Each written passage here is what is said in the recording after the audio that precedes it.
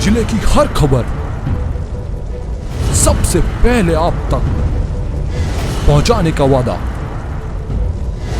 बस यही है एक इरादा।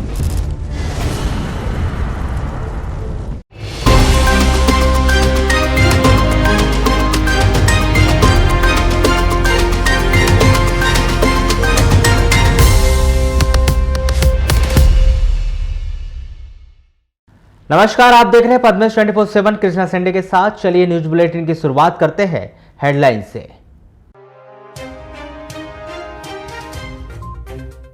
पूर्व विधायक किशोर समृद्धि की जमानत याचिका खारिज, एमपी एमएलए कोर्ट भोपाल में होगी सुनवाई।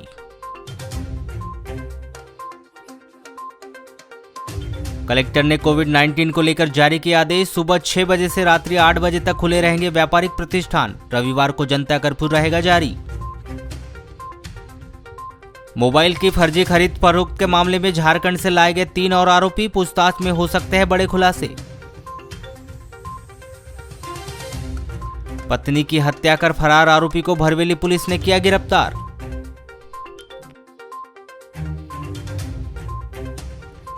पारिवारिक विवाद के चलते एक व्यक्ति ने लगाई फांसी।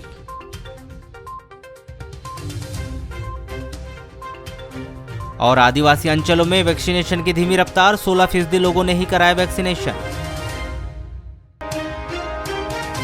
लांजी के पूर्व विधायक किशोर समृद्धि के विरुद्ध आबकारी व्यवसायी राजेश पाठक के द्वारा ब्लैकमेलिंग को लेकर भरवेली थाने में दर्ज किए जाने के मामले में आज साहू समाज ने कलेक्टर कार्यालय पहुंचकर जिला प्रशासन को ज्ञापन सौंपा है। इस संदर्भ में चर्चा के दौरान जिला तेली साहू समाज के अध्यक्ष कैलाश साहू ने कहा कि पूर्व विधायक किशोर समृद्धि को एक साजिश के तहत फंसाया गया है।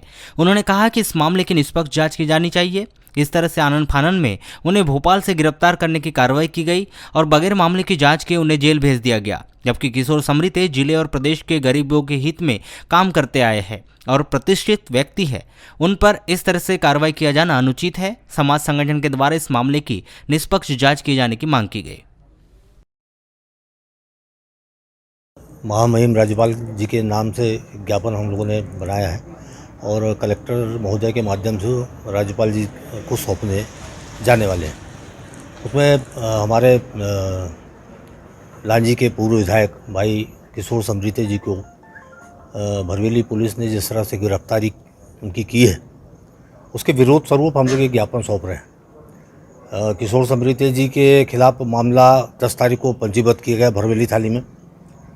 12 तारीख को जाके आनन फानन में पुलिस ने उनकी गिरफ्तारी भोपाल से की और 13 तारीख को बालाघाट लाके उनको न्यायालय में पेश किया। हमारा ऐसा मानना है कि किशोर समृद्धि कोई आतंकवादी नहीं है, कोई भगोड़े अपराधी नहीं है, तो पुलिस को इतनी त्वरित कार्रवाई करने की आवश्यकता क्या थी? वो बालाघाट आते थे तब हम उनकी गिरफ्तारी कर सकते थे, या कोई समय पहले उसकी जांच होनी चाहिए थी। अगर आपके पास रिपोर्ट लिखाई भी राजेश पाठक जी ने, तो उसकी पहले जांच होनी चाहिए थी, क्योंकि वो साधारण आदमी नहीं है, पूर्व विधायक है और एक सम्मानजनक स्थिति उनकी समाज में और पूरे प्रदेश में। जनपद पंचायत वाराणसी के सभा कक्ष में बुधवार को मनरेगा और प्रधानमंत्री आवास योजना पर समीक्षा बैठक आयोजित की गई। यह समीक्षा बैठक अतिरिक्त कार्यक्रम अधिकारी दुर्गेश तिवारी, पीएम आवास नोडल अधिकारी अनुपमा तिवारी सहित समस्त सचिवों की उपस्थिति में प्रारंभ की गई, जिसमें मनरेगा में हो चुके कार्य और आगे किए जाने वाले कार्य, प्रधानमंत्री आवास में आवंटित आवास में कितने मकान बन चुके हैं और कितने मकान नहीं बने, वहीं ऐसे कितने मकान हैं जो निर्माणाधीन है, इसके बारे में चर्चा कर ऐसे लोग जिनके द्वारा आवास योजना का लाभ लेकर आवास नहीं बनाया गया है, उनसे रिकवरी करने के लिए भी निर्देशित करते हुए अन्य महत्वपूर्ण विषय पर विस्तार पूर्वक चर्चा की गई। आपका परिचय किस संबंध में बैठक आयोजित की गई थी? आज जनपद पंचायत वाराणसी में अंतर्गत मनरेगा योजना की समीक्षा बैठक आयोजित की गई। किन चीज़ों की चर्चा की गई? इसमें सबसे प्रथम लेबर नियोजन, ग्राम पंचायतों में जो वर्षा काल शुरू हो रहा है उसमें हमें लेबर नियोजन बढ़ाने के निर्देश दिए गए हैं। तो लेबर नियोजन और जो हमारे कार्य चल रहे थे वो कितने पूर्ण हो गए हैं, उनके कार्यपूर्णता प्रमाण पत्र जारी करने के संबंध में, साथ ही वर्षा ऋतु के साथ ही हमें नए काम लेने होते हैं वृक्षारोपण के। तो वृक्षारोपण की जो कार्य योजना है उसके संबंध में आज चर्चा की गई है कि किस प्रकार के सामुदायिक और हितग्राहीमूलक कामों को ग्राम पंचायतों में। कोरोना संक्रमण के मामले में कमी आने के बाद शासन के द्वारा अनलॉक की गई गाइडलाइन का पालन करते हुए कलेक्टर दीपक आर्य ने कोविड-19 को लेकर नया आदेश जारी किया है, जिसके अंतर्गत 16 जून से काफी कुछ बदलाव किए गए हैं, जिसमें shopping mall, gym, restaurant, club, fitness centre और खेल स्टेडियम को खोलने की इजाजत दे दी गई है। इसके अलावा सभी प्रकार की दुकानें, व्यावसायिक प्रतिष्ठान और निजी कार्यालय के खोलने के समय में बदलाव करते हुए इसका समय सुबह 6 बजे से रात्रि 8 बजे तक निर्धारित किया गया है, लेकिन सिनेमाघर, थिएटर, स्विमिंग पूल पर पाबंदी लगाई गई है। वहीं जिम और फिटनेस सेंटर रात्रि 8 बजे तक 50% क्षमता के साथ प्रोटोकॉल का पालन करते हुए संचालित किए जा सकेंगे। समस्त रेस्टोरेंट और क्लब 50% क्षमता के साथ रात्रि 10 बजे तक खुल सकेंगे। होटल एवं लॉज भी पूर्ण क्षमता के साथ खुलेंगे। विवाह आयोजन को लेकर दोनों पक्षों को मिलाकर 50 लोग विवाह में शामिल हो सकेंगे। वहीं अंतिम संस्कार के लिए 10 लोगों को अनुमति दी गई है। इसके अलावा समस्त बृहद, मध्यम, लघु एवं सूक्ष्म उद्योग और निर्माण गतिविधियों को भी सतत संचालित करने की इजाज़त दी गई है। इसके अलावा किसी भी स्थान पर 6 से अधिक व्यक्तियों के एकत्रित होने पर पाबंदी लगाई गई है। वहीं रविवार को जनता कर्फ्यू रहेगा और जो शनिवार रात्रि 10 बजे से सोमवार प्रातः 6 बजे तक प्रभावी होगा। इसके अलावा समस्त नगरीय क्षेत्र में रात्रि 10 बजे से प्रातः 6 बजे तक नाइट कर्फ्यू रखे जाने के आदेश जारी किए गए हैं। वहीं सार्वजनिक और कार्यस्थलों, परिवहन के दौरान फेस मास्क पहनना अनिवार्य किया गया है। वहीं शहर में धारा 144 लागू रहेगी। जंगल में लकड़ी बीनने के दौरान पत्नी की हत्या करने वाले फरार आरोपी पति को भरवेली पुलिस ने गिरफ्तार किया है। पुलिस की गिरफ्त में आए आरोपी का नाम ग्राम जोगीटोला निवासी 42 वर्षीय राम सिंह उर्फ गुड्डू परते बताया गया है, जिसने पुलिस की पूछताछ में अपनी पत्नी की हत्या किए जाने का जुर्म कबूल लिया है, जिस पर पुलिस ने आरोपी को न्यायालय में पेश कर उसे जिला जेल भिजवा दिया गया। आपको बताया कि 2 दिन पूर्व 14 जून को आरोपी राम सिंह उर्फ गुड्डू अपनी पत्नी बसंती के साथ सूखी लकड़ी बीनने के लिए जंगल गए थे, जहां किसी बात को लेकर दोनों के बीच विवाद हो गया, जिस पर आरोपी पति ने आवेश में आकर लकड़ी से पत्नी की पिटाई कर दी। इस पिटाई के दौरान आरोपी पति ने लकड़ी से पत्नी के सर पर कई वार कर दिए, जिसमें पत्नी बसंती की जंगल में ही मौत हो गई थी, जिसके बाद से ही आरोपी फरार चल रहा था। ये दिनांक 14 की बात है। जोगीटोला गांव में राम सिंह बेगा और बसंती ये पति पत्नी थे, दोनों जंगल में लकड़ी लेने गए थे, तो उनके बीच में कुछ विवाद हुआ, जिस पर से राम सिंह ने अपनी पत्नी को लठ से मारपीट कर दी, जिससे सर में चोट आई, उससे उसकी मृत्यु हो गई। तो उसके ऊपर मारपीट करने के बाद जंगल में भग गया था, तो इतना मम्मी पर पुलिस पहुँच कर उसके आशा पंचनामा करवा कर अपराध पंजीकृत किया गया। आरोपी की तलाश कर माननीय न्यायालय पेश किया जा रहा है। सर, ये किस आधार पे फिर आरोपी मतलब पकड़ाया? उसको आरोपी वही सूचना मिली थी और आसपास मुखबिरों को लगा दिया था, तो वहाँ सूचना मिलने पर उसको जाके बुलाया। सर, किस चीज़ से हत्या किया इसने? मार इसने जंगल में दोनों का विवाद हो रहा था, वही लठ था, लठ से लकड़ी की लठ से उससे मारपीट किया था, जिससे उसकी मृत्यु हो। पूर्व विधायक किशोर समृद्धि की जमानत याचिका को जिला एवं सत्र न्यायाधीश अमरनाथ केसरवानी की न्यायालय के द्वारा निरस्त कर दिया गया है।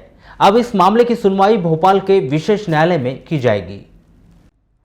माननीय न्यायालय के द्वारा पूर्व में हाईकोर्ट के द्वारा जारी किए गए नोटिफिकेशन को दृष्टिगत रखते हुए इस जमानत याचिका को खारिज किया गया है, क्योंकि पूर्व में जो सर्कुलर आया है उसके अनुसार जो भी एमपी एमएलए है उनके मामलों की सुनवाई विशेष न्यायालय भोपाल में की जाएगी।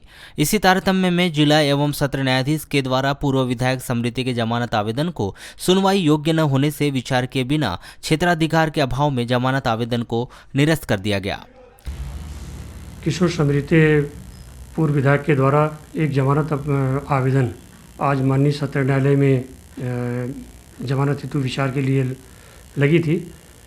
चूँकि इस प्रकरण में पूर्व में एमपी एमएलए कोर्ट भोपाल में एक हाई कोर्ट के द्वारा एक नोटिफिकेशन जारी हुआ था दिनांक 26/2/2018 को कि जितने भी एमपी एमएलए हैं उनकी मध्य प्रदेश में उनकी मामलों की सुनवाई विशेष न्यायालय भोपाल में की जाएगी। इस आधार का एक नोटिफिकेशन जारी किया गया था और उस नोटिफिकेशन को ही माननीय उच्च न्यायालय के द्वारा जिला न्यायालय में 27/9/2018 को सर्कुलेट किया गया था, जिसमें स्पष्ट लिखा गया था कि ऐसे जो भी एमपी एमएलए हैं उनके मामलों की सुनवाई विशेष न्यायालय भोपाल में की जाएगी।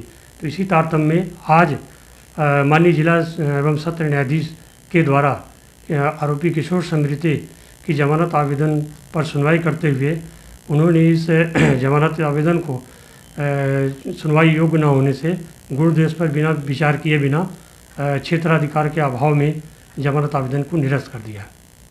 और भोपाल में 21वें अपर सत्र न्यायाधीश जिन्हें एमपी एमएलए को केस की सुनवाई का अधिकारिता है उस कोर्ट को इस प्रकरण को भेजे जाने का आदेश पारित किया है। आपको बताया कि पूर्व विधायक श्री समृति के खिलाफ आबकारी एवं रेत ठेकेदार राजेश पाठक के द्वारा पुलिस थाने में शिकायत दर्ज करवाई गई थी, जिसके चलते पुलिस के द्वारा ब्लैकमेल करने एवं धार्मिक भावनाओं को ठेस पहुंचाने सहित अन्य आरोपों में किशोर समृति के खिलाफ मामला दर्ज कर गिरफ्तार किया गया था।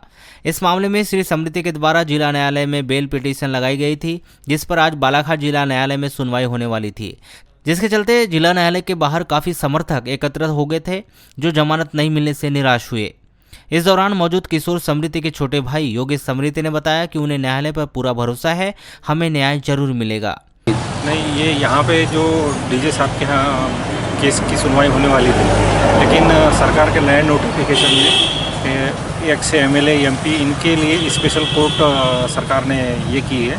तो ये जो यहाँ पे जो प्रकरण की सुनवाई होने वाली थी, इसको माननीय न्यायालय ने भोपाल एमपी एमएलए कोर्ट में ट्रांसफ़र किया है। अब आगे की केस की सुनवाई वहाँ पे ही होगी भोपाल। क्या नहीं, वो तो झूठे प्रकरण में उनको फंसाया गया झूठी शिकायत से, और वो तो पूरा मामला ही समझ में आ रहा है कि कितना पुख्ता झूठ का एक पुलिंदा बनाया गया है, और न्यायालय से हमको न्याय मिलेगा ये तो हमको मिलेगा। अरे नहीं, वो तो सरकार का नोटिफिकेशन है ना, ये यहाँ पे डीजे कोर्ट को सुनवाई के अधिकार नहीं थे। सरकार ने जो नया नोटिफिकेशन जारी किया उसमें एमपी एमएलए के ऊपर जो भी मुकदमे होते हैं उसके लिए स्पेशल कोर्ट है, वहीं पे इन केसों की सुनवाई होती है। कब होगी सुनवाई वहाँ? ये सुनवाई आज यहाँ से केस ट्रांसफ़र हो जाएगा, कल या परसों में उनकी सुनवाई हो सकती है। वहीं इस मामले को लेकर अतिरिक्त शासकीय अधिवक्ता महेंद्र देशमुख ने बताया कि श्री समृति की बेल पिटीशन की आपत्ति यहाँ आई है कि यहाँ के न्यायालय को ऐसे किसी भी मामले की सुनवाई का क्षेत्राधिकार नहीं है जो एमपी एवं एमएलए से संबंधित हो। हाँ, आज प्रधान सत्र न्यायाधीश महोदय श्री अमरनाथ केशरवानी के न्यायालय में किशोर समृति जी की बेल पिटीशन लगी थी, जिसमें विधिक आपत्ति ये आई कि इस न्यायालय को ऐसे किसी भी मामले को सुनवाई का क्षेत्राधिकार नहीं है जो एमएलए या एमपी से संबंधित हो।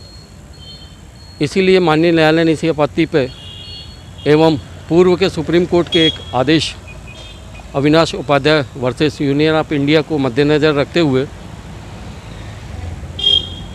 क्षेत्राधिकार के अभाव में उनकी जमानत को निरस्त कर दिया गया। साथ ही